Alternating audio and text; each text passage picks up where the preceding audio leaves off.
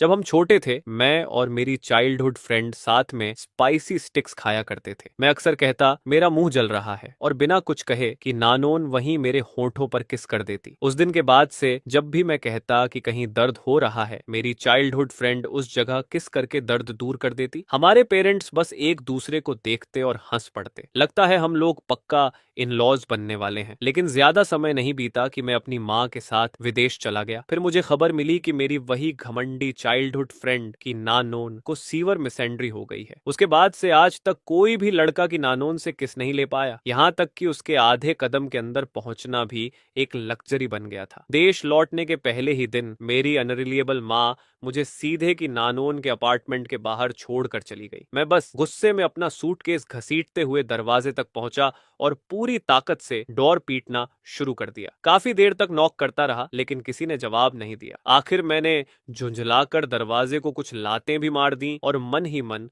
उस परेशान करने वाली की नानोन को कोसने लगा। ये जरूर फिर कहीं घूम रही होगी। काफी समय हो गया था उसे देखे हुए। अचानक मेरे मन में आया कि देखूं क्या वो अभी भी मेरी आवाज पहचानती है या नहीं। इसलिए मैंने सीधे उसका फोन मिला दिया। फोन लगते ही मैंने ऊंची आवाज में चिल्लाया कि नानोन, कहाँ मर गई हो तुम? ये यंग मास्टर वापस देश आ गया है और अभी तुम्हारे अपार्टमेंट के बाहर खड़ा है। फौरन वापस आओ और दरवाजा खोलो। लेकिन दूसरी तरफ की नानोन नहीं थी। एक अजनबी महिला की आवाज सुनाई दी। प्रेसिडेंट की को ढूंढ रहे हैं, वो अभी बिजी हैं, थोड़ी देर बाद कॉल कीजिए। मैं कुछ बोल भी नहीं पाया था कि उसने फोन काट दिया। मैं अंधेरी हो चुकी फोन स्क्रीन को घूरता रह गया, पूरी तरह स्टंट। अगले ही पल मेरे अंदर गुस्सा भड़क उठा। एक लैकी की इतनी हिम्मत कि मेरा फोन काट दे। मेरा चेहरा गुस्से से सफेद पड़ गया और आंखें आग उगलने लगी। उधर यान में बार के वीआईपी रूम में कि नानोन सबके साथ ड्रिंकिंग कॉन्टेस्ट कर रही थी। उसके बिल्कुल पास एक आदमी बैठा था। उसका नाम था लू गुआन। वो अपना हाथ की नानो के कंधे पर रखे हुए मीठी आवाज में बोला, प्रेसिडेंट की, लगता है आप थोड़ी ड्रंक हो गई हैं। कि नानो ने ठंडी सी हंसी छोड़ी और आलस से सोफा पर पीछे टिक गई। अल्कोहल की वजह से उसकी आंखें थोड़ी धुंधली थीं, लेकिन उसके आसपास अब भी वही ठंडा पास मत आना वाला ओनरा था। लू गुआन उसकी खूबसूरती को घूर रहा था। उसकी आंखों में साफ डिजायर दिखाई दे रही थी। वह मन ही मन सोच रहा था, ये परफेक्ट वुमन मेरी होनी चाहिए। अगर मैं की नानो के साथ रिलेशनशिप में आ गया तो मेरी जिंदगी बन जाएगी। उसकी नजर धीरे धीरे की नानोन के होठों पर टिक गई। उसका दिल तेजी से धड़कने लगा। उसे पता था कि नानोन के आसपास हमेशा हैंडसम मैन रहते हैं, लेकिन आज तक किसी को भी उसे किस करने का मौका नहीं मिला। र्यूमोर था कि सिर्फ उसका वन ट्रू लव ही ऐसा कर सकता है कि नानोन खुद पहल करे। लू गुआन धीरे धीरे उसकी तरफ झुकने लगा। उसके होंठ लगभग की नानोन को छूने ही वाले थे। तभी कि नानोन ने उसे जोर से धक्का दे दिया और बर्फ जैसी ठंडी आवाज में बोली, मुझसे दूर रहो। लू गुआन ने होंठ फुला लिए जैसे किसी ने उसे ठुकरा दिया हो, लेकिन वह हार मानने वाला नहीं था। वह फिर से कि नानोन के और करीब आ गया। उसने कि नानोन की बाह पकड़ ली और धीरे से बोला, प्रेसिडेंट की, आप ड्रंक हैं, मुझे आपकी मदद करने दीजिए। कि नानो ने नाराज होकर भौहें सिकोड़ ली। उसने काफी देर तक अपनी पॉकेट्स टटोली, फिर धीमी आवाज में बोली, मेरा फोन कहाँ है? उसका लैकी तुरंत दोनों हाथों से फोन लेकर दौड़ा आया। प्रेसिडेंट की, आपका फोन पहले गिर गया था, इसलिए मैंने संभाल कर रख लिया था। उसकी नजर थोड़ी बचती हुई थी। वह सोच रहा था कि क्या उसे बताना चाहिए कि उसने अभी थोड़ी देर पहले एक कॉल भी आंसर की थी। उसी समय अचानक फोन फिर बज उठा। Unknown number. कि नानोन ने बिना सोचे कॉल रिसीव कर लिया। कि नानोन, मेरी दबाई हुई गुस्से भरी आवाज रिसीवर से गूंज उठी। पहले तो की नानोन मेरी आवाज पहचान नहीं पाई। वह झुंझलाकर बोली, कौन है? उसके परिवार के अलावा कभी किसी आदमी ने उस पर इस तरह चिल्लाने की हिम्मत नहीं की थी। उसकी आवाज में इरिटेशन और मौकरी साफ सुनाई दे रही थी। मैं कुछ पल के लिए रुक गया, फिर इंस्टिंक्टिवली पूछ बैठा, क्या सच में तुम की नानोन हो? कि नानोन ने व्यंग्य से हंसते हुए कहा, तुम बीमार हो क्या? वह कॉल काटने ही वाली थी कि मैं जल्दी से चिल्लाया, रुको। मुझे एहसास हो गया था कि वह ड्रंक है और इससे मेरा गुस्सा और बढ़ गया। तुम कहाँ हो? मैं अभी तुम्हें ढूंढने आ रहा हूँ। मेरी आवाज में ऐसा अथॉरिटी था कि किसी इनकार की गुंजाइश ही नहीं थी। आमतौर पर कि नानोन बहुत पहले ही फोन काट चुकी होती, लेकिन इस आवाज ने उसे अजीब सी फेमिलियरिटी महसूस कराई, जैसे कहीं पहले सुन चुकी हो। बिना सोचे उसने लोकेशन बता दी, यान में बार, वीआईपी रूम 2011। मैंने तुरंत कहा, ठीक है, वहीं रुको, मैं अभी पहुंच रहा हूँ। कॉल खत्म होते ही मैंने सूटकेस अपार्टमेंट के फ्रंट डेस्क पर छोड़ा, फिर सड़क पर निकलकर सीधे एक टैक्सी रोक ली। डेस्टिनेशन यान में बार। उधर की नानो फोन पकड़े बैठी रही। उसका शराब से भरा दिमाग लगातार सोच रहा था। वो था कौन? बहुत कम लोग थे जो उसे इस तरह ऑर्डर दे सकते थे। तभी लू गुआन फिर उसके करीब आ गया। उसने चिपचिपी आवाज में पूछा, प्रेसिडेंट की, क्या वो किसी नए लवर का फोन था? की नानोन ने उसकी तरफ देखा तक नहीं। वह सोफा पर पीछे टिक गई और आंखें बंद करके आराम करने लगी। ये देखकर लैकी तुरंत हैंगओवर मेडिसिन लेने भागा। कुछ देर बाद वह वापस आया, दोनों हाथों से मेडिसिन आगे बढ़ाते हुए बोला, प्रेसिडेंट की, हैंगओवर क्योर। की नानोन उसे लेने ही वाली थी कि लू गुआन उससे पहले आगे बढ़ गया। उसने मेडिसिन छीन ली और खुशामदी मुस्कान के साथ बोला, प्रेसिडेंट की, मुझे आपकी सेवा करने दीजिए। उधर टैक्सी तेजी से बार स्ट्रीट पहुंच चुकी थी। फीमेल ड्राइवर मुझे अजीब नजरों से देख रही थी। फिर मुस्कुराकर बोली, हैंडसम यन में आगे ही है, थैंक्स, मैं जल्दी में था इसलिए तुरंत डोर खोलकर उतरने लगा। तभी ड्राइवर पीछे से चिल्लाई, अरे किराया दिए बिना कहाँ जा रहे हो? मैं एकदम रुक गया। तब याद आया मैंने अभी तक पैसे दिए ही नहीं थे। मैंने मुड़कर पूछा, कितना? 48 युआन। उसने मुझे सस्पिशियस नजरों से देखते हुए जवाब दिया। मैंने अपना पूरा बैग टटोल डाला लेकिन एक भी युआन नहीं मिला। आखिर मैं ऑकवर्ड होकर बोला, मैं अभी अभी विदेश से वापस आया हूँ, अभी करेंसी एक्सचेंज नहीं कर पाया, क्या आप डॉलर लेती हैं? ड्राइवर का चेहरा तुरंत सख्त हो गया। नहीं, मुझे सिर्फ RMB चाहिए, अभी के अभी। मेरे पास सच में एक भी युआन नहीं था। मैं मजबूरी में भौहें सिकोड़कर सोचने लगा कि अब क्या करूं। अचानक मेरे दिमाग में एक आइडिया आया। मैंने जबरदस्ती मुस्कुराते हुए कहा, ऐसा करते हैं, मैं अंदर जाकर अपने फ्रेंड से पैसे ले आता हूँ, फिर तुरंत आकर आपको दे दूंगा, ठीक है? ड्राइवर ने ठंडी हंसी छोड़ी। नहीं, कौन जाने, तुम भाग जाओ। मैं झुंझलाकर पैर पटकने लगा। मजबूर होकर दूसरा तरीका सोचा, तो मैं अपने फ्रेंड को कॉल कर देता हूँ, वो बाहर आकर आपको पैसे दे देगा। अब तो ठीक है? ये कहकर मैंने फिर से की नानून का नंबर मिलाया लेकिन फोन बिजी था। इसकी इतनी हिम्मत कि मेरा कॉल ना उठाए। मेरा चेहरा तुरंत काला पड़ गया। मैंने दोबारा कॉल किया, फिर भी कोई जवाब नहीं। ये परेशान करने वाली की ननो। मैंने दांत भींच लिए। लगभग फोन तोड़ देने का मन कर रहा था। कोई और रास्ता न देखकर मैंने बेबस चेहरा बनाया और ड्राइवर से विनती की, प्लीज थोड़ा वेट कर लीजिए, मैं सच में स्कैमर नहीं हूँ, आप मेरे साथ अंदर चलिए, जैसे ही मैं फ्रेंड को ढूंढूंगा आपको पैसे दे दूंगा। ड्राइवर ने अधीर होकर जवाब दिया, मेरे पास तुम्हारे लिए टाइम नहीं है, अभी पैसे दो, मुझे और कस्टमर्स भी लेने हैं। जब मैं पूरी तरह परेशान हो चुका था और समझ नहीं पा रहा था कि क्या करूं, तभी ड्राइवर अचानक अपनी आवाज धीमी कर ली। उसकी आंखों में अजीब सी चमक थी। वह मुझे ऊपर से नीचे तक देखने लगी, फिर सजेस्टिव टोन में बोली, लेकिन तुम किसी और तरीके से भी डेट सेटल कर सकते हो। मैं थका हुआ सा उसे देखने लगा। किसी और तरीके से? मैंने जल्दी से कहा, फोन नहीं दूंगा, लोगों से कांटेक्ट करने के लिए वही चाहिए। मन ही मन सोच रहा था, इतने महंगे लेटेस्ट मॉडल फोन के बदले 48 युआन, ये तो बहुत बड़ा नुकसान होगा। ड्राइवर ने अपने होंठ चाटे। उसकी आवाज फ्लर्टेशियस और बेहया थी। फोन नहीं, बस मुझे तुम्हारे एप्स टच करने दो, आज का किराया फ्री। तभी मुझे समझ आया, तो ये बात है। अब समझ में आया कि वो पूरे रास्ते मुझे ऐसे क्यों घूर रही थी। शुरू से ही उसका यही इरादा था। मुझे तुरंत घिन महसूस हुई। गुस्से में मैंने जोर से चिल्लाया, कितनी डिस्गस्टिंग बात है। ड्राइवर को कोई फर्क नहीं पड़ा। वह बस हंसकर बोली, थोड़ा सा टच और 48 युआन बच जाएंगे, काफी अच्छा डील है। मैं गुस्से से कांपने लगा। दांत भींच कर बोला, 48 युआन? सपने में भी नहीं। इतना कहकर मैंने डोर खोला और भाग खड़ा हुआ। पीछे से ड्राइवर लगातार चिल्लाती रही लेकिन मैंने मुड़कर भी नहीं देखा। मैं सीधे यनमे बार के अंदर भागा लेकिन एंट्रेंस पर सिक्योरिटी गार्ड ने मुझे रोक लिया। उसने मुझे ऊपर से नीचे तक देखा, फिर पूछा, अरे किड, तुम्हारी उम्र लीगल है भी या नहीं? मैं उस ड्राइवर से बचने की जल्दी में था, इसलिए मैंने जल्दी से कहा, मैं की नानो को ढूंढने आया हूँ। गार्ड कुछ समझ पाता उससे पहले ही मैं उसके हाथ के नीचे से निकलकर अंदर घुस गया। लेकिन जैसे ही उसने की नानोन का नाम सुना, उसने मुझे रोकना बंद कर दिया। इतना ही नहीं, उसने बाहर खड़ी ड्राइवर को भी रोक दिया। ठंडी आवाज में बोला, एंट्री फॉरबिडन। ड्राइवर गुस्से से पैर पटकने लगी। क्यों? उस लड़के ने अभी तक टैक्सी फेयर नहीं दिया, मुझे अंदर जाकर अपने पैसे लेने हैं। गार्ड ने उसे तिरस्कार से देखा। हम यहाँ सिर्फ ब्यूटीफुल पीपल को अलाउ करते हैं, तुम जैसी लोगों को नहीं। ड्राइवर का चेहरा गुस्से से लाल पड़ गया। उधर बार के अंदर भीड़ बहुत ज्यादा थी। म्यूजिक इतना तेज था कि कान सुन्न हो रहे थे। मैं लोगों को धक्का देते हुए आगे बढ़ा और आखिरकार VIP रूम 2011 तक पहुंच गया। मैंने दरवाजा धक्का देकर खोला, दोनों हाथ कमर पर रखे और जोर से चिल्लाया कि नानोन। पूरे कमरे में अचानक सन्नाटा छा गया। मेरी आवाज गूंजते ही पूरा VIP रूम शांत हो गया। कमरे में मौजूद हर इंसान मेरी तरफ देखने लगा। सबकी आंखों में सरप्राइज और कंफ्यूजन था। तभी फ्लैशी क्लॉथ्स पहने एक आदमी स्वैगर करते हुए मेरी तरफ आया। उसने मुझे ऊपर से नीचे तक देखा और मॉकिंग टोन में बोला, तुम अपने आप को समझते क्या हो? प्रेसिडेंट की को उसके पूरे नाम से बुला रहे हो? अटेंशन चाहिए तो कोई और तरीका इस्तेमाल करो, लिटिल ब्रैट। मैंने एक नजर में उसे पहचान लिया, लू गुआन। जैसे ही वह पास आया, उसके परफ्यूम की तेज स्मेल मेरी नाक में चुभ गई। मैंने नाखुशी से भौहें सिकोड़ ली और इंस्टिंक्टिवली 2 कदम पीछे हट गया। मैंने ठंडी आवाज में कहा, मुझसे दूर रहो। तभी की नानो का लैकी जल्दी से बीच में आया। वह मुस्कुराकर बोला, आप प्रेसिडेंट की से मिलने आए हैं सही? वो रेस्ट रूम गई है, अभी वापस आ जाएंगी। लू गुआन ने अपनी कॉन्टेम्प्ट छिपाने की कोशिश भी नहीं की। वह हार्श वॉइस में बोला, तुम प्रेसिडेंट की के क्या लगते हो? नए बॉय टॉय हो क्या? उस चेहरे और थोड़ी मसल्स के अलावा तुम मेरी बराबरी नहीं कर सकते। उसकी बात खत्म होते ही कमरे में बैठी कुछ लड़कियां हंसने लगी। जिसके पास आंखें थीं वो साफ देख सकता था कि मेरे लुक्स नेचुरली अच्छे थे, जबकि लू गुआन का चेहरा पूरी तरह आर्टिफिशियल लग रहा था। हम दोनों एक ही लीग में भी नहीं थे, लेकिन कैंपस किंग का टाइटल मिलने के बाद से लू गुआन खुद को किसी अनमैच्ड ब्यूटी से कम नहीं समझता था। मुझे अपने बॉडी के बारे में गॉसिप सुनना बिल्कुल पसंद नहीं था। मैंने उसे घूरते हुए कहा, क्या तुम अपना गंदा मुंह बंद कर सकते हो? मेरा की नानो को ढूंढने से तुम्हारा क्या लेना देना है? लू गुआन का चेहरा तुरंत काला पड़ गया। वह गुस्से से चिल्लाया, तुम्हारी हिम्मत कैसे हुई मुझसे इस तरह बात करने की? असल में लू गुआन पहले ही अंदर से जल रहा था कि नानोन ने उसे सिर्फ 1 हफ्ते बाद डंप कर दिया था, और अब उसे सुनने को मिला कि शायद कोई नया आदमी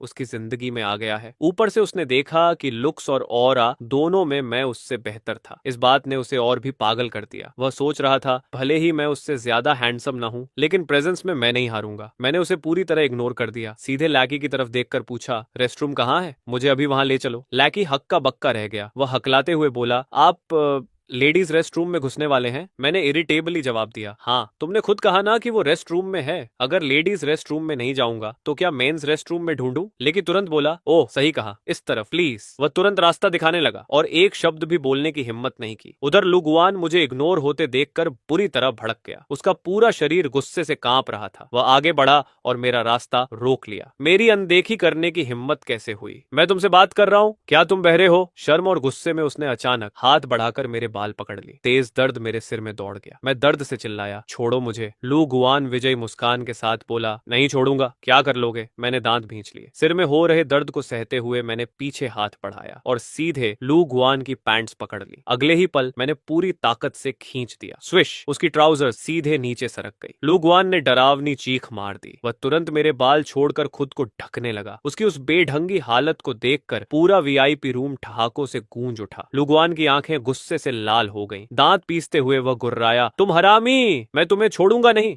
मैंने ठोड़ी ऊपर उठाई। चेहरे पर तिरस्कार साफ था। तो आ जाओ, देखते हैं। उसी समय वीआईपी रूम का दरवाजा अचानक खुल गया। एक महिला की आलसी लेकिन हल्की इरिटेटेड आवाज सुनाई दी। इतना शोर किस बात का है? वो आवाज सुनते ही मैं तुरंत पलटा। मेरे अंदर जमा सारी शिकायतें एक साथ फूट पड़ी। मैं पूरी ताकत से चिल्लाया कि नानोन! मेरी आवाज सुनकर कि नानोन साफ तौर पर ठिठक गई। जब उसने मेरा चेहरा साफ देखा, उसकी आंखें आश्चर्य से भर गईं। तुम यहाँ क्या कर रहे हो? मैंने होठों पर हल्की ठंडी मुस्कान लाई। अच्छा है, कम से कम मुझे भूली तो नहीं। इतना कहकर मैंने हाथ उठाया, जैसे उसे मारने वाला हूँ। पूरे कमरे से एक साथ सांस खींचने की आवाज आई। सबकी आंखें फैल गईं। कोई प्रेसिडेंट की पर हाथ उठाने की हिम्मत कर रहा है? लेकिन कि नानोन की रिएक्शन बहुत तेज थी। उसने तुरंत मेरा हाथ पकड़ लिया। उसकी गहरी आंखों में बेबसी सी झलकी। वह नरम आवाज में बोली, क्या हुआ? अभी अभी वापस आए हो और पहले ही टैंट्रम शुरू कर दिया? उसकी आवाज में गुस्से का नामो निशान नहीं था, बल्कि ऐसा लग रहा था जैसे किसी बच्चे को मना रही हो। ये देखकर कमरे में मौजूद सभी लोग स्तब्ध रह गए। मैंने नाराज होकर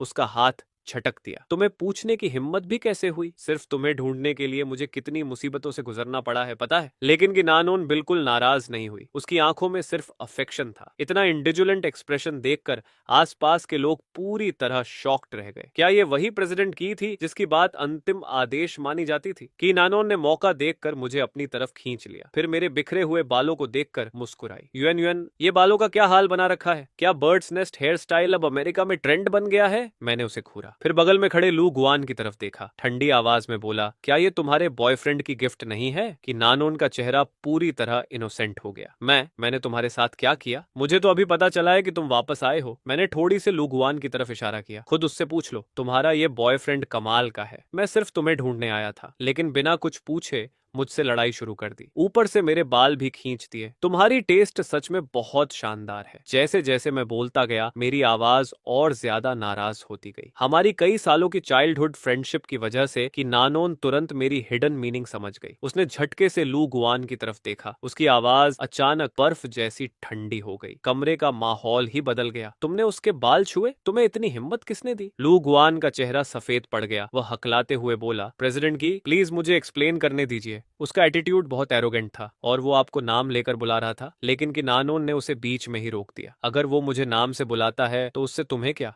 तुम पूछ रहे हो उसे क्या हक है? हक इसलिए है क्योंकि मुझे पसंद है, मैं उसे स्पॉइल करती हूँ, वो मुझे जो चाहे बुला सकता है। तुम होते कौन हो उसे मैनेज करने वाले? ये सुनते ही मेरा सारा गुस्सा गायब हो गया, मेरे होंठों पर हल्की सी मुस्कान आ गई। उधर लुगवान का चेहरा कागज जैसा सफेद पड़ चुका था। वो कई सालों से कि नानोन से प्यार करता था, लेकिन उसने कभी उसे किसी के साथ इतना स्पेशल बिहेव करते नहीं देखा था। वो समझ ही नहीं पा रहा था कि मैं ही एक्सेप्शन क्यों हूँ। उसकी आंखें लाल हो गईं, आंसू बहने लगे। प्रेसिडेंट की, मुझे नहीं पता था कि आप दोनों इतने क्लोज हैं, मुझे माफ कर दीजिए, मैं गलत था। कि नानो को पुरुषों का रोना बिल्कुल पसंद नहीं था। उसने भौहें सिकोड़ ली और दूसरी तरफ देखने लगी। मुझे भी लग रहा था कि पूरा मूड खराब हो गया। मैं चाहता था कि वो मेरे लिए गुस्सा निकाले, लेकिन लू गुआन के रोने से ऐसा लग रहा था जैसे मैं ही विलन हूँ। मैंने की नानो की तरफ देखकर कैजुअली कहा, बाकी तुम खुद हैंडल करो। अगर पीस मेकर बनने की कोशिश की तो मैं तुम्हें नहीं छोड़ूंगा। कि नानो ने लू गुआन को ठंडी नजरों से देखा। बताओ लू गुआन, तुम्हें क्या सजा मिलनी चाहिए? उसकी नजरों के नीचे लू गुआन की रीढ़ में ठंडक दौड़ गई। उसे पता था कि आज बड़ी कीमत चुकाए बिना बात खत्म नहीं होगी। उसने दांत भींचे और अपने ही चेहरे पर जोरदार थप्पड़ मारा। छटाक। मुझे माफ कर दीजिए, मेरी गलती थी, मुझे बिना वजह उस पर हाथ नहीं उठाना चाहिए था। उसने लगातार 2 और थप्पड़ मारे। उसका एटीट्यूड पूरी तरह सिंसियर था। थप्पड़ों की आवाज सुनकर और उसकी हालत देखकर मेरा काफी गुस्सा उतर गया। मैंने हाथ हिलाकर कहा, ठीक है, अब ये ड्रामा बंद करो। मैंने उसकी तरफ दोबारा देखा तक नहीं, फिर अपना सिर घुमाकर की नानो की तरफ देखा और कहा, चलो कम होम विद मी। किनान ने वीआईपी रूम में मौजूद लोगों की तरफ हाथ हिलाया और कैजुअली कहा, तुम लोग कंटिन्यू करो, मैं जा रही हूँ। फिर जैसे उसे कुछ याद आया, उसने अपने लैकी की तरफ मुड़कर कहा, ओ राइट, मेरा फोन दो। लैकी ने तुरंत फोन आगे बढ़ाया। प्रेसिडेंट की, आपका फोन। जैसे ही मैंने उसका फोन देखा, मुझे पहले वाली कॉल याद आ गई और गुस्सा वापस आ गया। मैंने तुरंत फोन छीनने की कोशिश की। किनन, तुम मेरी वॉइस तक नहीं पहचान पाई? और जब मुझे कैब फेयर के लिए हेल्प चाहिए थी तब फोन भी नहीं उठाया? ये ब्रोकन फोन इस्तेमाल करना बंद करो, मुझे दे दो। किनान ने तुरंत फोन अपनी पीठ के पीछे छिपा लिया। वो मुस्कुराई, मेरा हाथ पकड़ा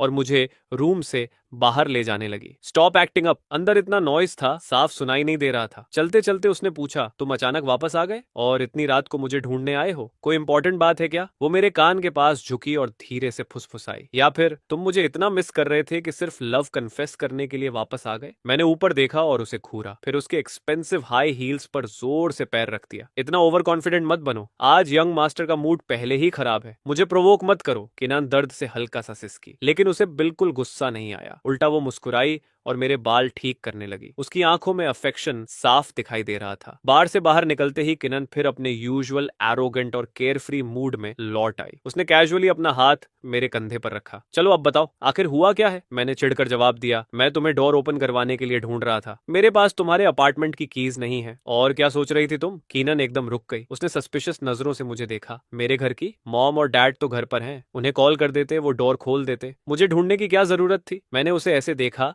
जैसे वो बेकार की बात कर रही हो। मैं तुम्हारे प्राइवेट अपार्टमेंट की बात कर रहा हूँ। और किस जगह की बात करूंगा? तुम बेवकूफ हो क्या? कीनन का एक्सप्रेशन तुरंत बदल गया। उसने मेरे कंधे पकड़ ली। उसकी आंखों में सस्पिशन साफ था, दिल में एक अजीब सा बैड फीलिंग उठ रही थी। तुम मेरे अपार्टमेंट क्यों जाना चाहते हो? इतनी रात में मूव इन करने का प्लान है क्या? फैमिली मैंशन में रहना बुरा है क्या? जितना वो सोच रही थी उतना ही बेचैन होती जा रही थी। उसे लग रहा था कि आगे कुछ बहुत गलत उसका इंतजार कर रहा है। कैनन के चेहरे पर साफ बेचैनी दिखाई दे रही थी। मैं उसकी हालत देखकर हंस पड़ा और उसके कंधे पर हाथ रखा। लगता है तुम्हें अभी भी कोई नाक से घुमा रहा है। हमारी मदर्स ने तुम्हारे लिए जाल बिछा रखा है। रिलैक्स, मैं भी इसमें विक्टिम ही हूँ। कीनन ने भौहें कसकर सिकोड़ ली। उसने मेरा हाथ और कसकर पकड़ लिया। अभी के अभी साफ साफ बताओ। मैंने गला साफ किया। हम फियांसे बनने वाले हैं और अब एक ही छत के नीचे रहने वाले हैं आज से हम। लेकिन मैं अपनी बात पूरी कर पाता उससे पहले ही बार के बाहर से एक औरत तेजी से मेरी तरफ दौड़ी। वो वही फीमेल टैक्सी ड्राइवर थी। उसने उंगली मेरी तरफ तान दी। तू बदमाश लड़का, मेरा पैसा निकाल अभी। उसे देखते ही मुझे पहले की सारी बातें याद आ गईं। मेरी आंखें ठंडी हो गईं। मैंने व्यंग्य से कहा, तुम्हारी हिम्मत अभी भी बाकी है? पैसे मांगने आई हो क्या? पहले से कॉफिन खरीदने का प्लान है? किनान पहले से ही मेरी एक्सप्लेनेशन का इंतजार कर रही थी। अब अचानक बीच में कोई और कूद पड़ा था। उसका चेहरा तुरंत डार्क हो गया। उसने ड्राइवर की तरफ देखा। तुम कौन हो? ड्राइवर ने किनान के कपड़े और अपीयरेंस देखे। एक नजर में समझ गई कि सामने कोई रिच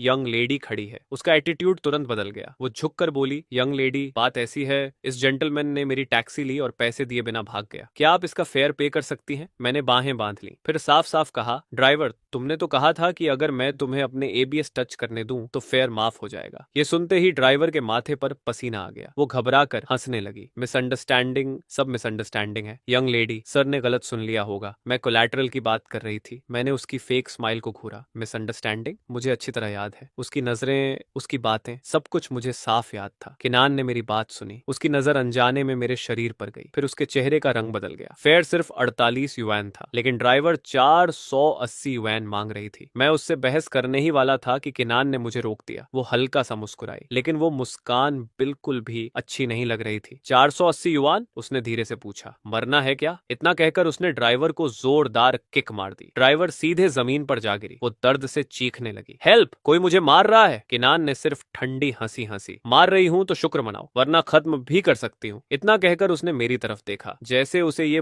पूरा सीन मजेदार लग रहा हो। लेकिन मैं सच में थक चुका था। मुझे सिर्फ घर जाकर सोना था। किसी ड्रामा में इंटरेस्ट नहीं था। तभी बार की सिक्योरिटी टीम दौड़ती हुई आ गई। ड्राइवर खुश हो गई। उसे लगा अब उसकी मदद हो जाएगी, लेकिन अगले ही पल उसका चेहरा सफेद पड़ गया। सिक्योरिटी गार्ड्स ने उसकी तरफ देखा तक नहीं, सीधे किनान के सामने जाकर झुक गए। मिस्की, क्या हुआ है? ड्राइवर को अब समझ आया कि उसने गलत इंसान से पंगा ले लिया है। वो तुरंत घुटनों के बल बैठ गई और दया की भीख मांगने लगी। किनान ने उसकी तरफ देखा तक नहीं। उसने सीधे सिक्योरिटी गार्ड से कहा, इस औरत ने मुझे ब्लैकमेल किया है, हैंडल इट। सिक्योरिटी गार्ड सब समझ गए। उन्होंने ड्राइवर को पकड़ लिया और उसे घसीटते हुए पास की डार्क एली में ले गए। कुछ देर बाद वहां से हल्की हल्की चीखें सुनाई देने लगी। किनान ने मेरा हाथ पकड़ लिया और मेरी नजर दूसरी तरफ घुमा दी। चलो घर चलते हैं। हम दोनों $1 मिलियन सुपर कार में बैठ गए। कार के अंदर बैठते ही मैंने चारों तरफ देखा और जीप क्लिक की। क्या स्पेंड थ्रिफ्ट हो तुम? फिर मैंने मजाक में हाथ आगे बढ़ाया। पॉकेट मनी के लिए कुछ मिलियन दे दो। किनान ने तुरंत मेरा हाथ झटक दिया। क्यों दूं? अपनी मदर से मांगो शिंगी। मैंने होंठ फुला लिए। अब उससे बहस करने का भी मन नहीं था। कुछ देर बाद कार लग्जरी अपार्टमेंट कॉम्प्लेक्स के पार्किंग गराज में दाखिल हुई। कीनन ने कार पार्क की। जैसे ही उसने मेरी तरफ देखा, वो रुक गई। मेरा सिर एक तरफ झुका हुआ था। मैं गहरी नींद में सो चुका था। उसने मुझे हल्का सा धक्का दिया। हे, घर आ गया, सोने का नाटक मत करो। मुझे तुम्हें उठाकर ले जाने का सपना भी मत देखना। लेकिन मैंने सिर्फ हाथ हिलाकर उसका हाथ हटा दिया, जैसे किसी मक्खी को भगा रहा हूँ। जागने का कोई इरादा नहीं था। कीनन ने भौहें सिकोड़ ली। ये सच में सो गया क्या? फिर उसे कुछ याद आया। आज ही विदेश से वापस आया है, शायद जेट लैग की वजह से थक गया होगा। उसने धीरे से सांस छोड़ी। साय, मैं सच में तुम्हारा कर्जदार हूँ। वो कार से उतरी, दूसरी तरफ आई और काफी मेहनत के बाद मुझे अपनी पीठ पर चढ़ा लिया। एलिवेटर में कीनन ने रिफ्लेक्शन में देखा। मैं उसकी पीठ पर आराम से सो रहा था। वो सिर्फ सिर हिलाकर रह गई। अपार्टमेंट पहुंचकर उसने मुझे लिविंग रूम में लिटाया, ब्लैंकेट ठीक की और फिर शावर लेने चली गई। लगभग 10 मिनट बाद जैसे ही वो बाथरूम से बाहर निकली, अचानक अंधेरे से एक फिगर उसकी तरफ बढ़ा। किनान चौंक गई। तभी उसे याद आया कि मैं यहाँ हूँ। उसने नीचे देखा। मेरी आंखें अभी भी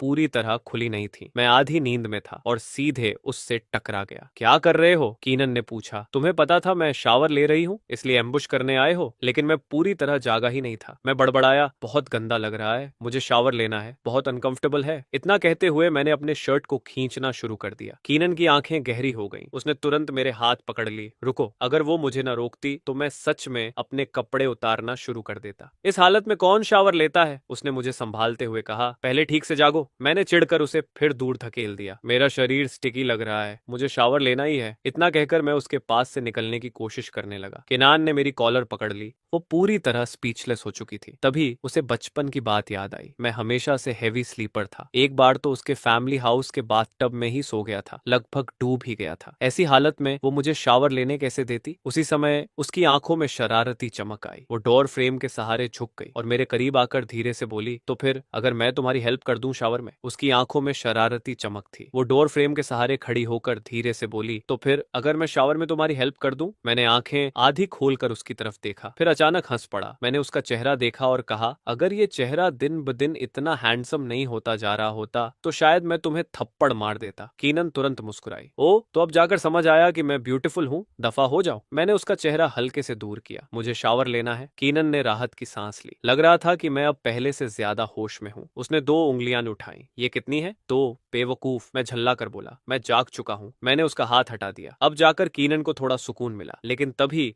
उसने नया सवाल पूछ दिया। शावर तो ले लोगे, लेकिन चेंज करने के लिए कपड़े कहाँ हैं? क्या फिर वही डर्टी क्लोथ्स पहनोगे? मैं कुछ सेकंड के लिए चुप रह गया, फिर अचानक माथे पर हाथ मारा। अरे मेरा लगेज कहाँ है? मैं जल्दी से लिविंग रूम की तरफ भागा। कीनन दरवाजे के पास खड़ी रही। कौन सा लगेज? जब मैं तुम्हें लेकर आई थी तब तुम्हारे पास कोई लगेज नहीं था। तभी मुझे याद आया। मैंने ऑकवर्ड स्माइल दी। ओह, मैं भूल गया, सिक्योरिटी के पास रखा है नीचे। मैं बाहर जाने ही वाला था कि कीनन ने मुझे रोक लिया। उसने फोन निकाला, सिक्योरिटी को कॉल किया और लगेज ऊपर भेजने के लिए कह दिया। कुछ ही मिनटों बाद लगेज अपार्टमेंट में पहुंच गया। मैंने दरवाजा बंद किया, लेकिन अंदर जाने से पहले सिक्योरिटी सिस्टम की तरफ इशारा किया। मेरा फिंगरप्रिंट ऐड कर दो ताकि मैं बाद में खुद डोर खोल सकूं। कीनन ने बाहें मोड़ ली, फिर ठंडी हंसी हंसी। किस हक से? मैं तुम्हें अपने घर में फ्री एक्सेस क्यों दूं? इस बार मैंने भी उसकी नकल करते हुए बाहें मोड़ ली। क्योंकि आज से मैं यहीं रहने वाला हूँ। कीनन की भौहें तुरंत सिकुड़ गईं। किसने कहा? मैंने परमिशन दी। मैंने अपना ट्रम्प कार्ड निकाला। बोई ने कहा है कि मैं यहीं रहूंगा। तभी कीनन को बार के बाहर मेरी अधूरी बात याद आई। उसने तुरंत पूछा, तुम क्या कह रहे थे? हमारे साथ सेटअप किया गया है, उसका मतलब क्या था? मैंने ठुड्डी ऊपर उठाई और सीधे बॉम्ब गिरा दिया। क्योंकि हम दोनों की एंगेजमेंट होने वाली है और एडल्ट्स चाहते हैं कि हम साथ रहें ताकि फीलिंग्स डेवलप हो। कीनन पूरी तरह स्टन्ड रह गई। वो बस मुझे घूरती रह गई। क्या कहा तुमने? एंगेजमेंट? हम दोनों की? लेकिन उस समय मुझे इतनी नींद आ रही थी कि मैं लगातार जम्हाई ले रहा था। मैंने अपना लगेज उठाया और सीधे बेडरूम की तरफ चल पड़ा। चलते चलते हाथ हिलाया। डिटेल्स चाहिए तो अपने फादर से पूछ लेना, मैं अभी एक्सप्लेन करने के मूड में नहीं हूँ। Bye bye कीनन। कीनन तुरंत मेरे पीछे दौड़ी, मुझे रोकने की कोशिश की। धड़ाम! बेडरूम का दरवाजा उसके सामने बंद हो गया। लगभग उसकी नाक से टकरा ही गया था। वो गुस्से से दरवाजा पीटने लगी। फेंक युआन, अभी बाहर आओ और सब एक्सप्लेन करो। कुछ देर बाद दरवाजा खुला। मैं चेंज करने के कपड़े हाथ में लिए खड़ा था। चेहरे पर साफ थकान थी। मेरा दिमाग अभी काम नहीं कर रहा। कल बात करेंगे, ओके? इतना कहकर मैं उसके पास से निकल गया और सीधे बाथरूम में चला गया। किनान ने मेरी हालत देखी। आखिरकार उसने अभी के लिए बात छोड़ दी। अगली सुबह अच्छी नींद लेने के बाद मैं आराम से कमरे से बाहर निकला। बाहर आते ही सबसे पहला सवाल पूछा, कीनन भूख लगी है? ब्रेकफास्ट तैयार है? कीनन बार काउंटर के पास खड़ी थी। उसकी आवाज सुस्त थी। नो,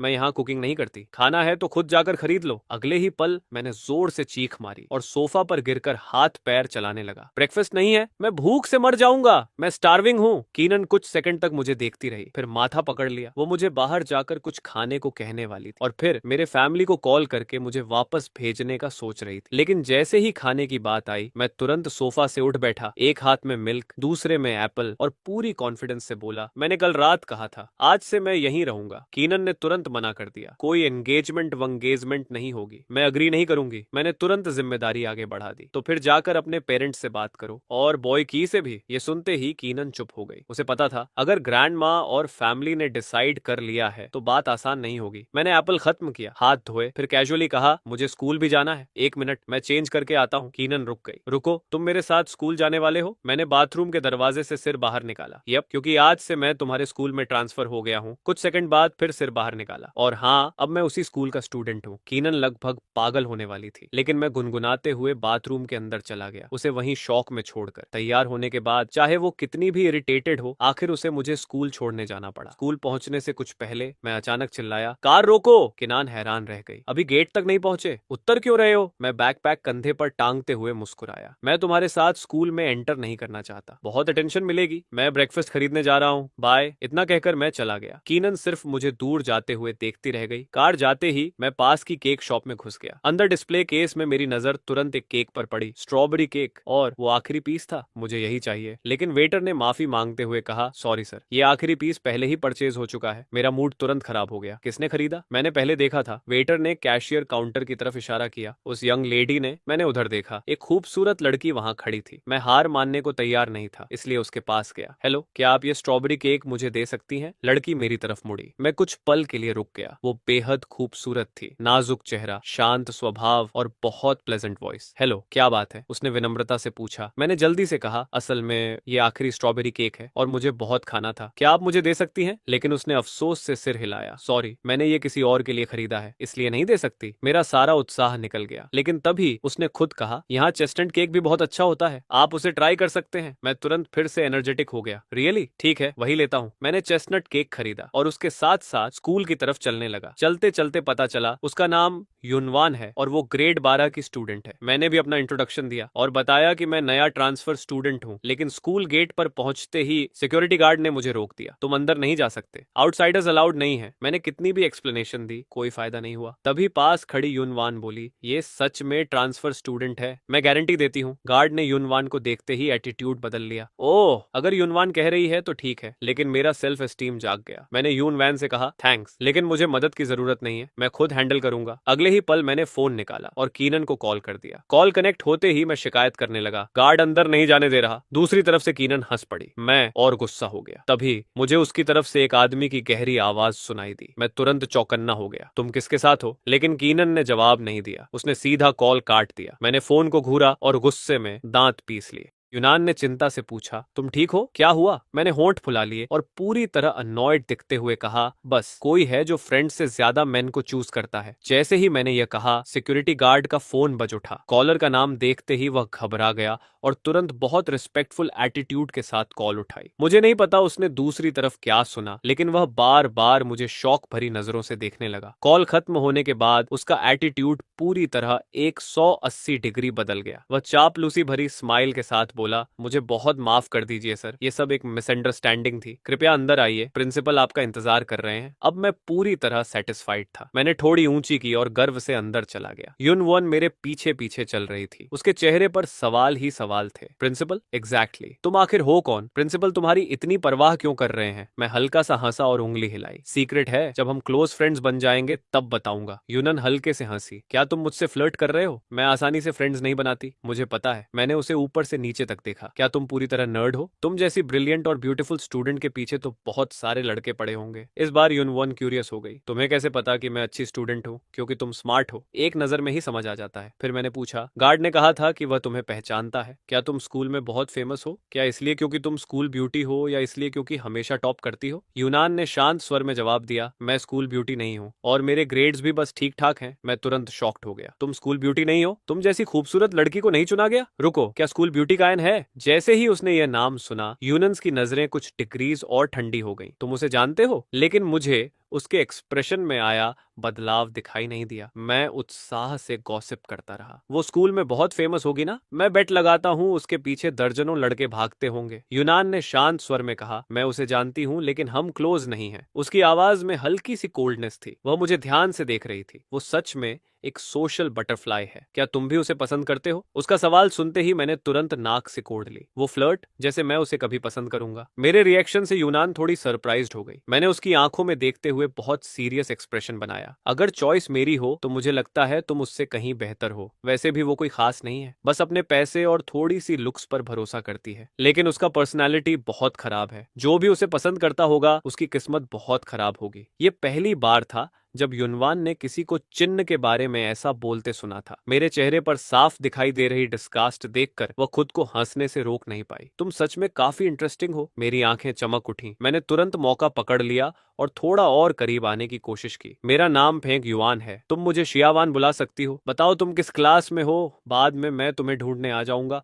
और हम साथ घूमेंगे। ऐसा लग रहा था कि अब वह मुझे पहले से थोड़ा ज्यादा पसंद करने लगी है। कम से कम अब उतनी डिस्टेंट नहीं थी जितनी शुरुआत में थी। उसने सिर हिलाया, ठीक है, मैं क्लास 12 एज में हूँ। इस समय कैंपस लगभग खाली था। आसपास एक भी इंसान दिखाई नहीं दे रहा था। लगता था सभी लोग पहले ही अपनी क्लासेस में जा चुके थे। मैंने युनवान को हाथ हिलाया, तो फिर मैं तुम्हें और डिस्टर्ब नहीं करूंगा। मुझे रजिस्ट्रेशन के लिए प्रिंसिपल ऑफिस जाना है, किसी दिन तुम्हें ढूंढने आऊंगा। Bye bye. इतना कहकर मैं खुशी खुशी उछलता हुआ वहां से चला गया। युनवान मेरी जाती हुई पीठ को देखती रही। वह गहरी सोच में पड़ गई। एक नया ट्रांसफर स्टूडेंट और आते ही सीधे प्रिंसिपल्स ऑफिस जा रहा है। लगता है इस लड़के का बैकग्राउंड बिल्कुल साधारण नहीं है। वह मेरी दूर जाती हुई फिगर को देखती रही। उसके मन में लगातार विचार घूम रहे थे। अभी अभी ट्रांसफर होकर आया है, फिर भी प्रिंसिपल खुद उसे रिसीव कर रहे हैं। लगता है इस युवक की आइडेंटिटी बिल्कुल सिंपल नहीं है। उधर प्रिंसिपल ऑफिस में प्रिंसिपल का मेरे प्रति रवैया बेहद अटेंटिव था। जैसे ही उन्होंने मुझे देखा, वह लगातार मेरे लिए पानी ला रहे थे और पूछ रहे थे कि मुझे फल चाहिए या नहीं। मैं सोफा पर पैर चढ़ाकर काफी देर से आराम से बैठा हुआ था। तभी काले फ्रेम वाला चश्मा पहने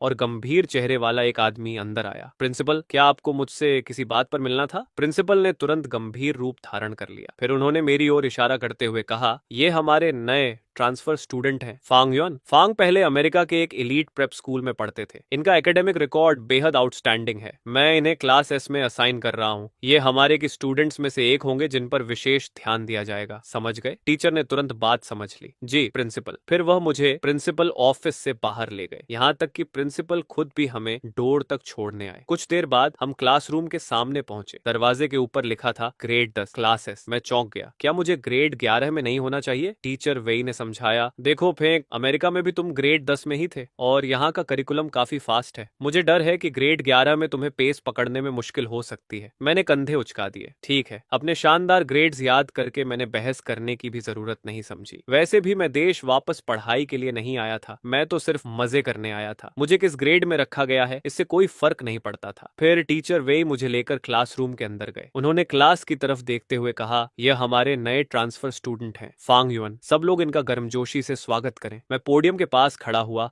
और चेहरे पर चमकदार स्माइल लाते हुए बोला, हाय एवरीवन, मेरा नाम फेंक युआन है, मेल हूँ और मुझे गर्ल्स पसंद है। उम्मीद है हम सब अच्छी तरह से मिलजुल कर रहेंगे। मेरे इस सेल्फ इंट्रोडक्शन ने पूरी क्लास में हलचल मचा दी। सभी लोग हंस पड़े और क्लासरूम एक्साइटमेंट से भर गया। वाओ, ये लड़का कितना हैंडसम है, इसकी स्किन कितनी फेयर है, ऐसा लग रहा है जैसे किसी मैन हुआ से निकल कर आया हो। हमारे क्लास हार्ट थ्रॉप की पोजीशन खतरे में पड़ गई। क्लास की लड़कियां तो सीधे चीयर करने लगी। सब मुझे अपने पास बैठाने के लिए चिल्ला रही थी। मैं आंखें सिकोड़कर मुस्कुराया और क्लासरूम में नजर दौड़ाई। मैं एक प्रिटी सीटमेट ढूंढना चाहता था ताकि कम से कम आंखों को आराम मिले। टीचर वेई ने भी पूछा, फंग युआन, तुम किसके साथ बैठना चाहोगे? जब तक सामने वाला अग्री करे कोई समस्या नहीं है। ये सुनते ही लड़कियां और ज्यादा एक्साइटेड हो गईं। फंग युआन, मेरे पास बैठो, मैं तुम्हारे लिए रोज ब्रेकफास्ट खरीदूंगी। फांग, मैं पढ़ाई में बहुत अच्छी हूँ, मैं तुम्हारी मदद करूंगी और तुम्हारे सारे स्नैक्स भी कवर करूंगी। हैंडसम, मेरे पास बैठो, मैं तुम्हारी सर्वेंट बनने को भी तैयार हूँ। मुझे ये सब काफी इंटरेस्टिंग लगा, लेकिन मेरा टारगेट बिल्कुल क्लियर था। मैंने सीधा पूछा, हमारी क्लास में सबसे खूबसूरत लड़की कौन है? जैसे ही मैंने ये सवाल पूछा, पूरी क्लास अचानक शांत हो गई। एकदम सन्नाटा। सभी लोगों ने एक साथ क्लासरूम के कोने की तरफ देखा। उनके एक्सप्रेशंस बेहद अजीब थे। मैंने भी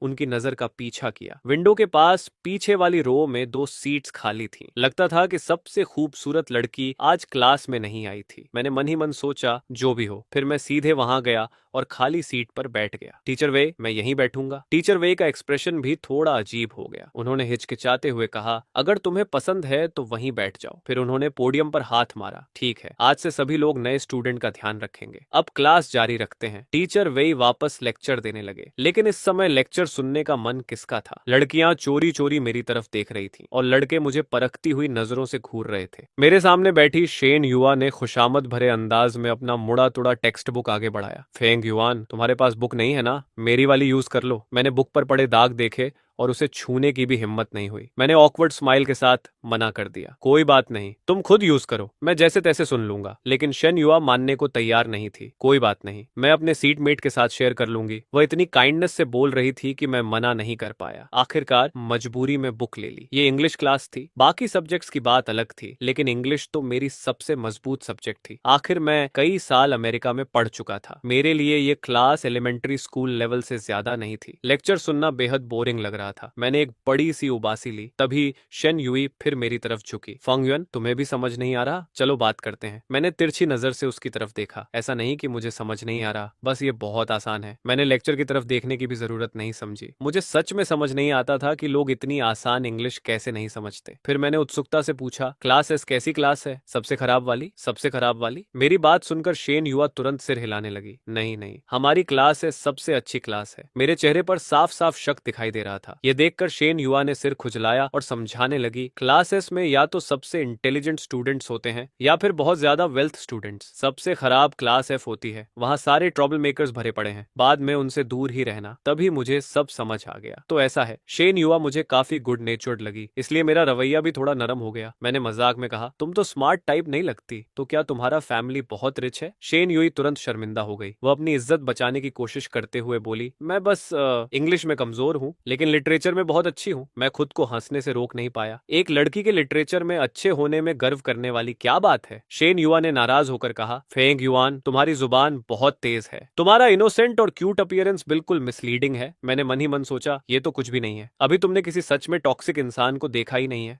हम दोनों धीरे धीरे बातें करने में इतने मग्न हो गए कि हमें पोडियम पर खड़े टीचर का चेहरा दिखाई ही नहीं दिया। उनका चेहरा लगातार काला पड़ता जा रहा था। अचानक टीचर की आवाज गूंजी, तुम नए स्टूडेंट क्या अभी भी बातें कर रहे हो? मेरे बगल वाले लड़के ने मुझे कोहनी मारी। फेंक युआन, टीचर तुम्हें बुला रहे हैं। तब जाकर मैं होश में आया। मैंने सिर उठाया और टीचर की तरफ देखा। उनकी आंखों में साफ गुस्सा भरा हुआ था। मैंने मासूमियत से पूछा, टीचर क्या हुआ? उनका चेहरा नीला सफेद पड़ रहा था। गुस्से से कांपते हुए उन्होंने कहा, फेंग युआन, टेक्स्ट बुक का दूसरा पैराग्राफ ट्रांसलेट करो। मैंने बेगुनाही से कंधे उचकाए। लेकिन टीचर, मेरे पास बुक नहीं है, अपने क्लासमेट से ले लो। अब साफ लग रहा था कि टीचर सच में नाराज हो चुके थे। शेनुआ ने झिझकते हुए अपनी बुक मेरी तरफ बढ़ाई, फिर धीरे से फुसफुसाई, बस कुछ भी बोल देना, वो तुम्हारा कुछ नहीं कर पाएंगे। लेकिन उसके शब्द सुनकर मेरे होंठों पर शरारती मुस्कान आ गई। मैंने आराम से बुक ली और जैसे ही बोलना शुरू किया, क्लासरूम में परफेक्ट अमेरिकन इंग्लिश गूंज उठी। उस प्रोनाउंसिएशन की तुलना अगर टीचर की ब्रोकन इंग्लिश से की जाए तो दोनों के बीच का अंतर आसमान और जमीन जैसा था। पूरी क्लास हैरान रह गई, सबकी आंखें फैल गईं। मैंने सहजता से कहा, टीचर यही पैराग्राफ है ना? अगर इसे वियतनामीज में ट्रांसलेट करें तो इसका मतलब होगा। इसके बाद मैंने पूरे पैराग्राफ का फ्लॉलेस ट्रांसलेशन सुना दिया, एक भी गलती नहीं। टीचर वहीं के वहीं जड़ हो गए। उनका चेहरा पहले से भी बदसूरत हो चुका था। ऐसा लग रहा था जैसे सबके सामने उनकी बेइज्जती हो गई हो। दूसरी तरफ मैं आंखें सिकोड़कर मुस्कुराया। टीचर अब मैं बैठ सकता हूँ? कुछ पल चुप रहने के बाद उन्होंने मुश्किल से कहा, बैठ जाओ। उनका चेहरा पूरी तरह फीका पड़ चुका था। शुआ मेरी तरफ एडमिरेशन भरी नजरों से देखने लगी। फांग युएन, तुम कमाल हो, तुम्हारी इंग्लिश इतनी अच्छी क्यों है? तुम्हें सुनकर तो लगा जैसे कोई फॉरेनर बोल रहा हो। मैंने मासूम बनते हुए आंखें झपकाई। मैंने बताया नहीं था, मैं अभी अभी यूएस से वापस आया हूँ और वहां के सबसे अच्छे एलीट स्कूल में पढ़ता था। हमारे आसपास बैठे गॉसिप लविंग क्लासमेट्स एक साथ चौंक पड़े। उसी समय क्लास खत्म होने की बेल बज गई। मैं बोर्डम से परेशान हो चुका था। तभी अचानक मेरे दिमाग में एक आइडिया आया कि आनंद को ढूंढते हैं। मैं सीधे ग्रेड 11 की बिल्डिंग की तरफ दौड़ पड़ा। शेनुआ से मिली इन्फॉर्मेशन के अनुसार मुझे पूरा यकीन था कि चीनन क्लास एस में ही होगी। हालांकि मुझे नहीं पता था कि उसके ग्रेड्स कैसे हैं, लेकिन उसके एटीट्यूड को देखकर तो वह ज्यादा स्मार्ट नहीं लगती थी। फिर भी की फैमिली एक एलीट सुपर पावर थी और कानन का घमंडी पर्सनालिटी भी ऐसा था कि वह खुद को हमेशा सबसे ऊपर समझती थी। इसलिए वह निश्चित रूप से सबसे अच्छी क्लास में ही होगी। जैसा मैंने सोचा था वैसा ही हुआ। जैसे ही मैं क्लास एस के पीछे वाले दरवाजे पर पहुंचा और अंदर झांका, मैंने कनन को दूसरी लड़की के साथ बातें करते देखा। उसे देखते ही मैं अंदर ही अंदर चिढ़ गया। आखिर नाम के लिए ही सही, मैं अभी उसका फियांसे था। मैंने मन ही मन हंकारा, ऐसा नहीं है कि मैं उसे पसंद करता हूँ, ये तो बस फियांसे होने की वजह से नॉर्मल जेलसी है। वो बदमाश अच्छी तरह जानती है कि आज मेरा स्कूल का पहला दिन है, नई जगह है, सब कुछ अनफेमिलियर है। फिर भी मुझे ढूंढने तक नहीं आई। लेकिन हैंडसम लड़कों के साथ फ्लर्ट करने का समय है उसके पास। ये लड़की सच में मुझे पागल कर देगी। मेरी आंखें शरारत से घूमी। धीरे धीरे मेरे होंठों पर एक बुरी मुस्कान उभर आई। मुझे हार्टलेस मत कहना, तुमने खुद मौका दिया है। मैं पीछे मुड़ा और सीढ़ियों के ऊपर की तरफ चला गया। वहां मुझे चश्मा पहने एक लड़की दिखाई दी। मैंने उसे रोक लिया। हे, क्या तुम अंदर जाकर कीनन को बाहर बुला सकती हो? लड़की मेरी तरफ देखने लगी। मैंने आगे कहा, बस उससे कहना उसका हस्बैंड उसे ढूंढ रहा है। मेरी गुड लुक्स देखकर लड़की कुछ पल के लिए दंग रह गई। फिर उसने बिना सोचे समझे सिर हिला दिया।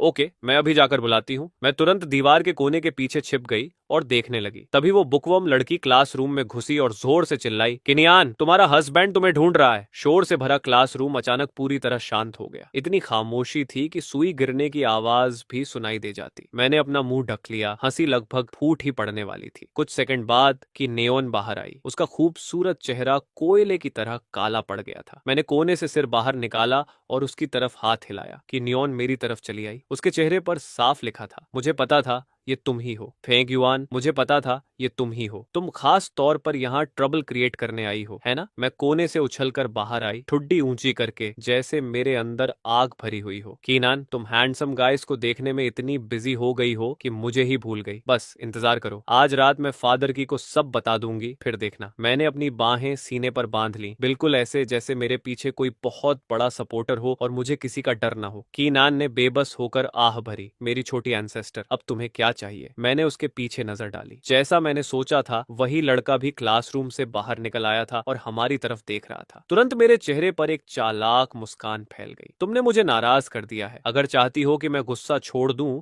तो तुम्हें मेरी बात माननी पड़ेगी। किनियाना मेरी पर्सनालिटी को बहुत अच्छी तरह जानती थी। मेरा एक्सप्रेशन देखते ही उसे समझ आ गया कि मैं कुछ अच्छा नहीं सोच रही। क्या करना है? मैंने नाक सिकोड़ते हुए आदेश दिया, बहुत आसान है, अभी यहीं आओ, मुझे हग करो और मेरे गाल पर एक किस भी दो। किनाना की आंखें हल्की सी सिकुड़ गईं। उसे पता था कि बहुत से लोग छिपकर देख रहे हैं। अगर उसने अभी किस किया तो ये उस हस्बैंड वाले टाइटल को स्वीकार करने जैसा होगा। नामुमकिन, पब्लिक में ऐसा नहीं कर सकती, मेरी रेपुटेशन भी कोई चीज है। उसने साफ मना कर दिया। मैं तुरंत गुस्से से फट पड़ी, होंठ फुलाकर शिकायत करने लगी। कनन, तुम सच में बदल गई हो। पहले मैं जो भी कहती थी तुम कभी मना नहीं करती थी। अब कुछ दूसरे लड़कों की वजह से तुम्हें मेरी परवाह ही नहीं रही। ठीक है, तो इतने सालों की फीलिंग्स हमारे बीच बस इतनी ही थी? इतनी आसानी से फेंक दोगी? जैसे जैसे मैं बोलती गई मेरे दिल में सचमुच दुख बढ़ता गया। ऐसा लग रहा था जैसे कोई भारी पत्थर मेरे सीने पर रख दिया गया हो। मैं तुमसे नफरत करती हूँ, ये कहकर मैं मुड़ी और सच में वहां से जाने लगी। लेकिन तभी अचानक किन्यान ने हाथ बढ़ाया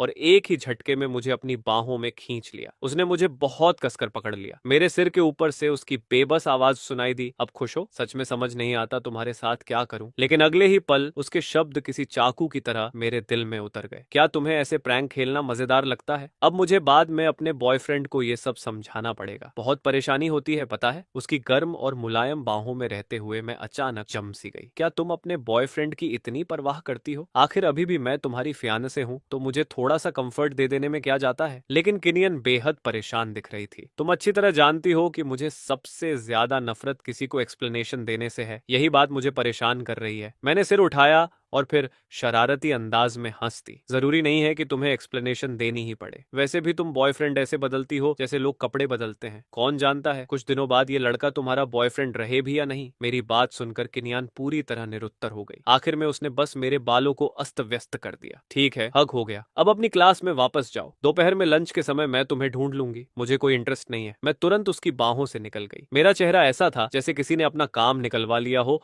और अब सामने वाले को छोड़ दिया हो। आज मेरी मुलाकात एक स्टनिंग ब्यूटी से हुई है और लंच के लिए मेरी पहले से डेट भी फिक्स हो चुकी है। यह सुनते ही किनियन की आंखें सिकुड़ गईं। Stunning beauty? इस स्कूल की सबसे खूबसूरत लड़की तुम्हारे सामने खड़ी है और तुम किसी और के साथ खाने जाने की सोच रही हो? मैंने जानबूझकर उसे छेड़ा। अरे वाह, कोई जेलस हो रहा है क्या? किनियन तुरंत बोली। मैं जेलस क्यों होने लगी? मुझे तो बस लगता है कि तुम्हारी टेस्ट में कुछ प्रॉब्लम है। लेकिन उसके दिल में वो चुपके से अंदाजा लगाने लगी कि आखिर वो खूबसूरत लड़की कौन थी जिससे मैं मिली थी। मेरी नजर उसके पीछे खड़े उस लड़के पर पड़ी। वो लगभग गुस्से से धुआं छोड़ने वाला था। मैं विजयी मुस्कान के साथ हंसी। फिर मैंने हल्के से किनियान के सीने पर थपकी दी और शरारत से उसकी ठुड्डी थोड़ा ऊपर उठा दी। आज दोपहर मैं तुम्हारा साथ नहीं दे सकती, लेकिन आज रात तुम्हें अपनी कंपनी देने की कृपा करूंगी। बाय। ये कहकर मैं उछलते कूदते वहां से चली गई और जल्दी ही नजर से ओझल हो गई। उसके बाद की लिटरेचर क्लास मेरे लिए किसी पावरफुल स्लीपिंग पिल से कम नहीं थी। मैंने अपना सिर हाथ पर टिका रखा था और बार बार झपकी ले रही थी। मेरा सिर बिल्कुल उस मुर्गी की तरह हिल रहा था जो दाने चुग रही हो, जबकि सामने बैठी शेनुआ पूरी तन्मयता से लेक्चर सुन रही थी। आखिरकार क्लास खत्म हुई। मैंने दोनों बाहें फैलाकर जोर से स्ट्रेच किया। इतनी देर सोई हूं कि लगता है मेरी गर्दन ही टेढ़ी हो गई। शेनुआ पीछे मुड़ी। उसके चेहरे पर हंसी भी थी और बेबसी भी। तुम तो सच में बहुत गहरी नींद में सो रही थी। तुम्हें देखकर तो मुझे भी नींद आने लगी थी। मैं तुरंत अपनी सीट से खड़ी हो गई। क्लास खत्म हो गई। मुझे बहुत भूख लगी है। स्कूल कैफेटेरिया कहाँ है? शेनुआ ने व्यंग्य से कहा। अभी अभी पूरी क्लास सोकर उठी हो और अब सबसे पहले खाने की बात कर रही हो? क्या तुम पिग ईयर में पैदा हुई थी? मैंने तुरंत पलटकर जवाब दिया। पिग ईयर में तो तुम पैदा हुई थी। जल्दी करो और मुझे कैफेटेरिया ले चलो। आज तुम ट्रीट दे रही हो। मैंने बिल्कुल भी संकोच नहीं किया। आखिर शेनुआ एक रिच यंग लेडी थी। मेरे लिए एक मील खरीदना उसके लिए कोई बड़ी बात नहीं थी। ठीक है, मैं ट्रीट दूंगी। चलो लग्जरी सेक्शन में खाना खाते हैं। शेनुआ ने अपना सामान समेटा और खड़ी हो गई। लेकिन तभी मुझे अचानक कुछ याद आया। मैं चौंक कर चिल्लाई, ओ नहीं, मैं तो भूल ही गई, मुझे अभी किसी को ढूंढना है। शेनुआ ने हैरानी से पूछा, किसे ढूंढना है? लेकिन उसके सवाल पूरा करने से पहले ही मैंने उसका हाथ पकड़ लिया और उसे खींचते हुए क्लासरूम से बाहर भाग गई। चलो चलो जल्दी, मुझे ग्रेड 12 एरिया तक ले चलो। आसपास मौजूद लोगों की अजीब और सजेस्टिव नजरों को मैंने पूरी तरह इग्नोर कर दिया। मुझे सिर्फ इस बात का डर था कि अगर मैं थोड़ी भी देर कर दूं तो युनवान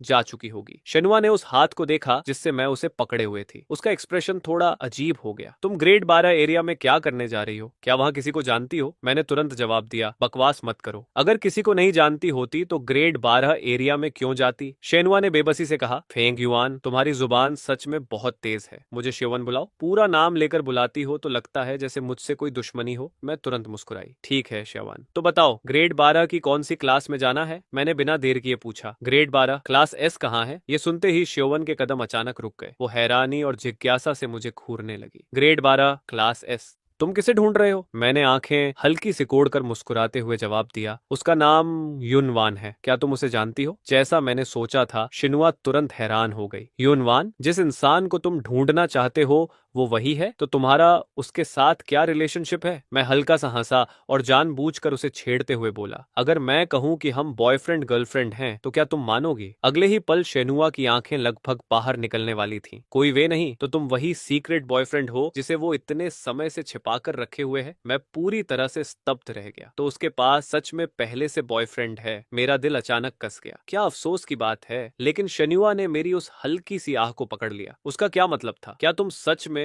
उसके बॉयफ्रेंड नहीं हो? मैंने तुरंत बात संभाल ली। मैं बस मजाक कर रहा था और तुम समझ भी नहीं पाई। आगे चलकर मेरे साथ कैसे पेस मेंटेन करोगी? हे भगवान, तुम इतने समय से मुझे बेवकूफ बना रहे थे। शेनुआ के चेहरे पर साफ नाराजगी दिखाई दी। उसने मुझे घूर कर देखा, लेकिन मैंने सीधे उसे बीच में रोकते हुए बात को फिर युनवान की तरफ मोड़ दिया। ठीक है, वो सब छोड़ो, जल्दी बताओ उसके उस सीक्रेट बॉयफ्रेंड का क्या मामला है और उसे सीक्रेट क्यों कहा जाता है? अचानक मुझे सुबह बेकरी में देखा हुआ सीन याद आ गया। क्या वो स्ट्रॉबेरी केक उसके बॉयफ्रेंड के लिए था? शेनुआ ने कंधे उचकाए। कौन जाने, लोग बस गॉसिप करते हैं कि उसका एक सीक्रेट बॉयफ्रेंड है। किसी ने उसका चेहरा कभी नहीं देखा, बस इतना सुना है कि वो कई सालों से किसी लड़के को जानती है और उसी के साथ रिलेशनशिप में है, लेकिन आखिर में किसी को उसकी आइडेंटिटी नहीं पता। इतना मिस्टीरियस, मुझे सच में यकीन करना मुश्किल लग रहा था। युनवान जैसी टॉप टियर जीनियस अपने बॉयफ्रेंड को इतने अच्छे से कैसे छिपा सकती है? शेनुआ ने मुझे शक भरी नजरों से देखा। तुम्हें ये बात भी नहीं पता और खुद को उसका फ्रेंड बताते हो? कहीं तुम भी उसे परस्यू करने की प्लानिंग तो नहीं कर रहे? मैंने तुरंत जवाब दिया, मैं इतना अनएथिकल नहीं हूँ। जो लड़की पहले से कमिटेड हो उसे मैं कभी टच नहीं करूंगा। फिर मैंने पूछा, वैसे ग्रेड 12 क्लास एस किस तरफ है? तभी शेनुआ मुझे एक एकेडमिक बिल्डिंग की तरफ ले जाने लगी। ऊपर है, मेरे साथ आओ। लेकिन मेरी क्यूरियोसिटी अभी भी खत्म नहीं हुई थी। क्या वो इस स्कूल में इतनी फेमस है? और क्यों? शेनुआ की आवाज अचानक बदल गई। फेमस? वो सिर्फ फेमस नहीं है, उसका IQ 200 है। स्कूल ने उसे एक टॉप स्पेशलाइज्ड स्कूल से रिक्रूट करने के लिए बहुत पैसा खर्च किया था। उसकी ट्यूशन पूरी तरह फ्री है और हर साल उसे बहुत बड़ी स्कॉलरशिप भी मिलती है। बाकी लोग पढ़ने के लिए पैसे देते हैं, जबकि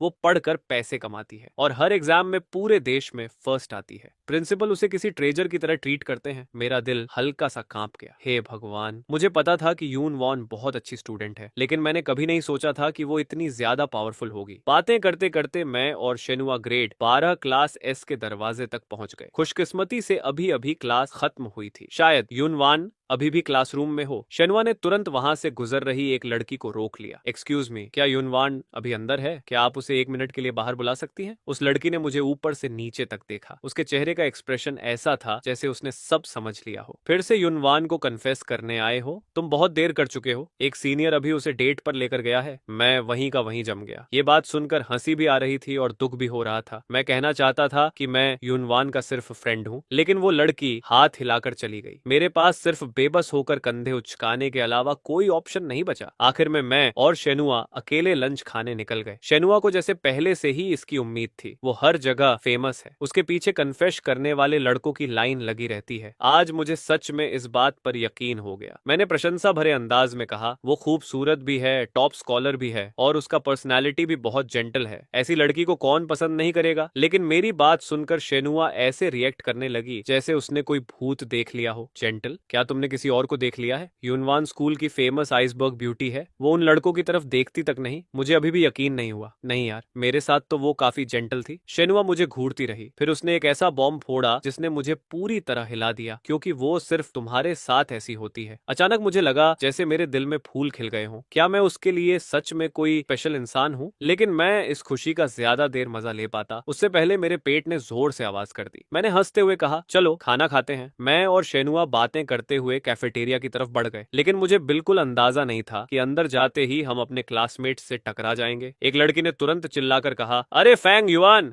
शेन यू, सिर्फ एक सुबह हुई है और तुम दोनों पहले ही एक दूसरे पर फिदा हो गए। उसके आसपास खड़े लोग भी तुरंत शोर मचाने लगे। डेट करो, डेट करो, डेट करो। पूरे कैफेटेरिया में आवाज गूंजने लगी। सभी लोगों का ध्यान हमारी तरफ आ गया और तभी किस्मत ने एक और खेल खेला। उसी समय की ननान कैफेटेरिया में दाखिल हुई। सिर्फ एक नजर में उसने मुझे और शेन यू को भीड़ के बीच साथ खड़ा देख लिया। चारों तरफ से उठती टीजिंग और चीरिंग सुनकर उसकी नजरें तुरंत बर्फ जैसी ठंडी हो गईं। उसने मन ही मन सोचा, यही वो स्टनिंग ब्यूटी है। बस इतनी सी। उसके दिल में बची हुई आखिरी चिंता भी गायब हो गई। उसकी जगह सिर्फ कंटेम्प्ट बचा। अगले ही पल उसने अपने बगल में खड़े एक लड़के का हाथ पकड़ लिया। उसने मेरी तरफ एक बार भी नहीं देखा और सीधे दूसरी मंजिल की तरफ चली गई। जैसे ही की ननन ऊपर गई, क्लास के लड़के अचानक एक्साइटेड हो उठे। ये तो एल्डेस्ट मिस की ननन है। वो सच में बेहद खूबसूरत है, स्कूल गॉडेस कहलाने की पूरी हकदार है। मैंने बस भौं उठाई और बेपरवाही से कहा, स्कूल ब्यूटी, क्या हमारे स्कूल में इससे ज्यादा सुंदर कोई नहीं है? मुझे तो ग्रेड 12 की सिस्टर यून वैन भी बहुत खूबसूरत लगती है। मेरे मुंह से ये शब्द निकलते ही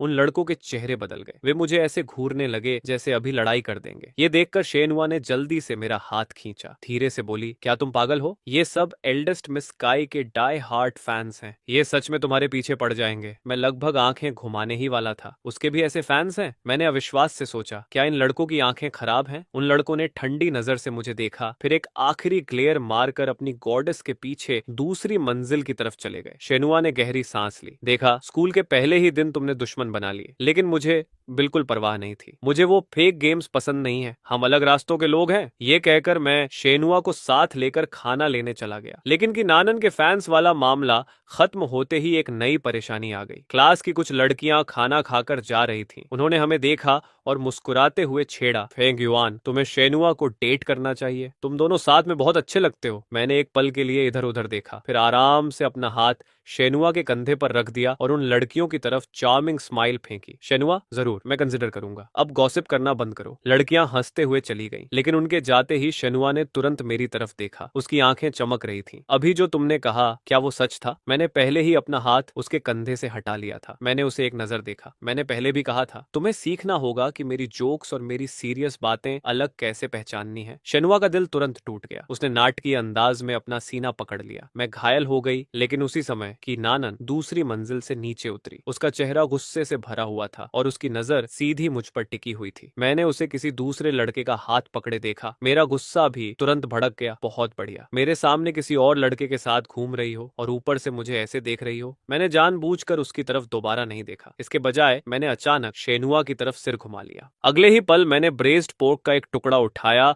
और उसके मुंह के सामने ले गया। आह, मुंह खोलो। मेरी आवाज नरम थी, लेकिन उसमें ऐसा आदेश था जिसे मना करना मुश्किल था। शेनुआ हैरान भी हुई और खुश भी। वो मुस्कुराते हुए मुंह खोलकर मीट खा गई। पूरे समय मेरे चेहरे पर चार्मिंग स्माइल थी, लेकिन आंखों के कोने से मैं दूर खड़ी की नानन को देख रहा था। उसका चेहरा और भी ठंडा हो चुका था। मैंने फिर शेनुआ से कहा, कैसा था? अब तुम्हारी बारी है, मुझे भी खिलाओ। शेनुआ एक पल के लिए घबरा गई, फिर जल्दी से एक पीस उठाकर मेरी तरफ बढ़ाया। लेकिन ठीक उसी समय की नानन ने अपने साथी का हाथ पकड़ा और बिना मेरी तरफ देखे कैफेटेरिया से बाहर चली गई। जैसे ही वो गई, मेरा एक्सप्रेशन तुरंत बदल गया। मैंने शेनुआ की चॉपस्टिक्स को एक तरफ धकेल दिया और ठंडी आवाज में कहा, मैं नहीं खा रहा। शेनुआ पूरी तरह स्टन्ड रह गई। अभी एक सेकंड पहले हम इतने क्लोज लग रहे थे और अगले ही सेकंड में इतना कोल्ड हो गया था। लेकिन अब मुझे एक्टिंग जारी रखने की जरूरत नहीं थी। मैंने साफ साफ कहा, वो सब सिर्फ दिखावा था, बस तुम्हारी इज्जत बचाने के लिए। हम दोनों के बीच कुछ नहीं होगा। अगर मुझे किसी को पसंद करना है तो वो युनवान जैसी लड़की होगी। ये सुनकर शेनुआ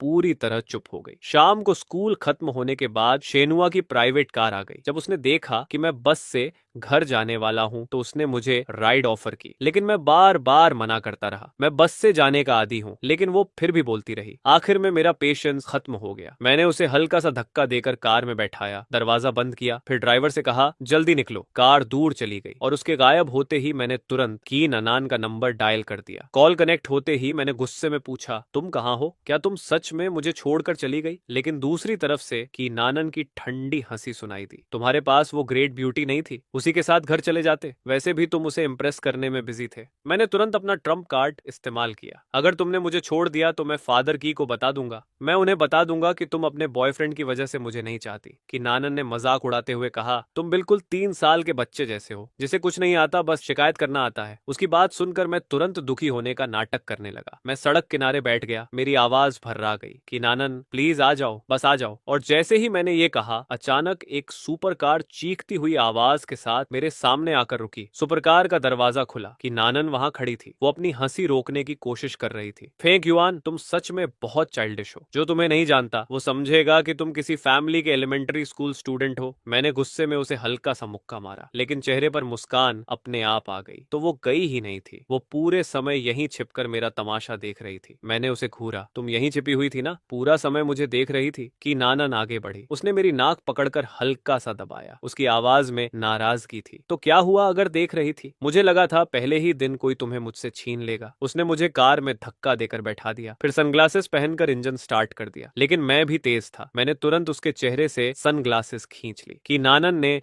बेबसी से मुझे देखा, फिर एक ही स्मूथ मूवमेंट में वापस सनग्लासेस छीन ली। मैं कुछ पल उसे देखता रह गया, फिर जल्दी से टॉपिक बदल दिया। तुम्हारी कार बहुत छोटी है। जैसा मैंने सोचा था वो तुरंत पेट में फंस गई। छोटी? मेरा निकनेम रेसिंग गॉड है। किसी दिन तुम्हें रेसिंग दिखाऊंगी। मैं मन ही मन मुस्कुराया। रिवर्स साइकोलॉजी फिर काम कर गई। लेकिन मुझे नहीं पता था कि असली सरप्राइज अभी बाकी था। जब कार की फैमिली एस्टेट के अंदर पहुंची तो दोनों तरफ खड़े सर्वेंट्स एक साथ झुक गए। Miss master Fang, welcome back. मैं और की नानन अभी मेन डोर से अंदर घुसे ही थे कि पॉप, अचानक ऊपर से काउंटलेस रिबन्स गिरने लगे और पूरे हॉल में एक साथ आवाज गूंज उठी, कांग्रेचुलेशंस ऑन योर एंगेजमेंट। मैं और की नानन दोनों वहीं जमे रह गए, पूरी तरह स्टंट। फादर की दौड़ते हुए आए। उन्होंने मुझे जोर से गले लगा लिया। श्याओ युआन, आज से तुम मेरे सन इन लॉ हो। कि नानन ने पूरे हॉल को देखा। चारों तरफ गेस्ट्स खड़े थे। बीच में एक विशाल कैसल शेप्ड केक रखा था। उसकी भौहें सिकुड़ गईं। उसने अपनी माँ की तरफ देखा। ये सब क्या है? मदर की मुस्कुराई। आज तुम्हारी एंगेजमेंट पार्टी है, इससे अच्छा दिन और क्या होगा? इसके बाद फादर की ने मेरे कंधे पर हाथ रखा। उनका चेहरा गंभीर हो गया। अब से तुम्हें हमारी श्याओ नान का ध्यान रखना होगा। उसे कभी डिसअपॉइंट मत करना। यहाँ तक कि ग्रैंड माँ की भी बोल उठी। तुम दोनों को साथ देखकर मुझे बहुत संतोष मिलता है। पूरे समय किसी ने भी की नानन की राय नहीं पूछी, लेकिन ग्रैंडमा की ऑथोरिटी के सामने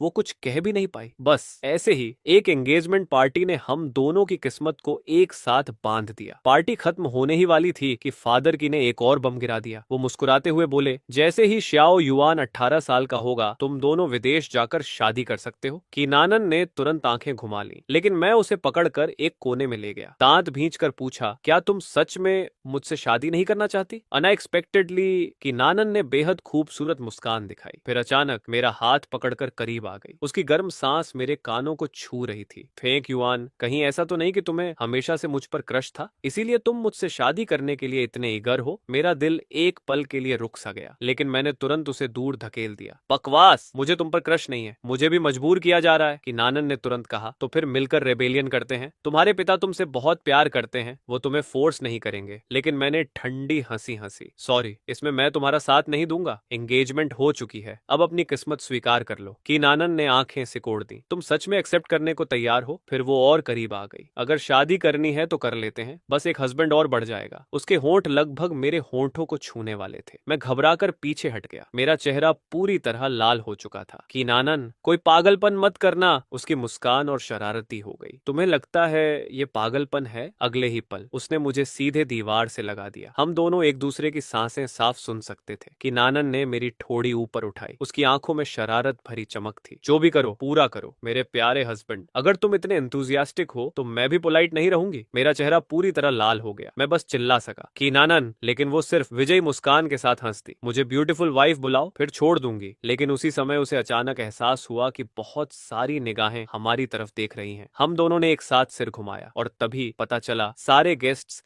हमें ही देख रहे थे। सबके चेहरों पर समझदार मुस्कान थी। ओ भगवान, मेरा चेहरा तुरंत और लाल हो गया। मैंने की नानन को दूर धक्का दिया और भागकर ऊपर चला गया। एंगेजमेंट पार्टी बेहद ऑकवर्ड माहौल में खत्म हुई। घर लौटते समय भी मैं लगातार शिकायत करता रहा, लेकिन की नानन को बिल्कुल फर्क नहीं पड़ रहा था। कार गैराज में पहुंची, हम एलिवेटर में चढ़े। जैसे ही दरवाजा बंद हुआ कि नानन फिर मेरे ऊपर झुक आई और मुझे एलिवेटर की दीवार से टिका दिया। देखा, इतनी भी बड़ी बात नहीं थी, तुम ही बहुत थिन स्किन्ड हो। मैं तुरंत उसके हाथ के नीचे से निकलकर भाग गया, लेकिन जैसे ही हम अपार्टमेंट के दरवाजे तक पहुंचे उसका फोन बज उठा। स्क्रीन पर लिखा था फादर की नानन को अचानक बुरा अंदाजा हुआ। उसने दरवाजा खोलते हुए कॉल उठाई। फोन के दूसरी तरफ फादर की खुश आवाज आई, नान, मैं तुम्हें एक बात बताना भूल गया। मैंने तुम्हारे अपार्टमेंट में थोड़ा रेनोवेशन करवाया है। अब जब तुम दोनों फियांसे और फियांसे हो तो एक ही रूम में रहो। इसी तरह फीलिंग्स जल्दी डेवलप होंगी। रेनोवेशन? किनानन अभी बात समझ ही रही थी कि कमरे के अंदर से मेरी चीख सुनाई दी, किनानन, हमारे घर में चोरी हो गई। किनानन को तुरंत सब समझ आ गया। उसने सिर पकड़ लिया। डैड, क्या आपने शाओयुन का बेडरूम तोड़वा दिया? फादर की ने गर्व से जवाब दिया, बिल्कुल। मैं तुम्हें दोनों को अलग अलग कमरों में नहीं रहने दूंगा। अगर तुमने मना किया तो मैं तुम्हें रशिया भेज दूंगा। वहां तो 14 साल में भी शादी हो जाती है। इसके बाद वो रहस्यमयी अंदाज में हंसे। और हाँ, मैंने तुम्हारे लिए एक छोटा सा गिफ्ट भी बेड पर छोड़ दिया है, घर पहुंचकर देख लेना। कॉल कट गया। कि नानन के मन में और भी बुरा अंदाजा पैदा हो गया। हम दोनों बेडरूम में गए। जैसा सोचा था, बेड पर एक बड़ा बॉक्स रखा हुआ था। मैं उत्साहित होकर दौड़ा और बॉक्स खोल दिया, लेकिन अंदर देखते ही मैं पूरी तरह जम गया। एक शब्द भी नहीं निकला। कि नानन भी उत्सुकता से पास आई। उसने अंदर झांका और अगले ही पल उसका एक्सप्रेशन भी मेरे जैसा हो गया। हम दोनों एक दूसरे को घूरते रह गए। पूरे बॉक्स के अंदर सिर्फ और सिर्फ कंडोम भरे हुए थे, एक पूरा बॉक्स। हम दोनों की आंखें फैल गईं। कुछ सेकंड तक पूरा कमरा शांत रहा। फिर अचानक मैं बिस्तर पर लोटपोट होकर हंसने लगा। पेट पकड़कर हंसते हंसते मेरी हालत खराब हो गई। हे भगवान, फादर की तो जीनियस निकले।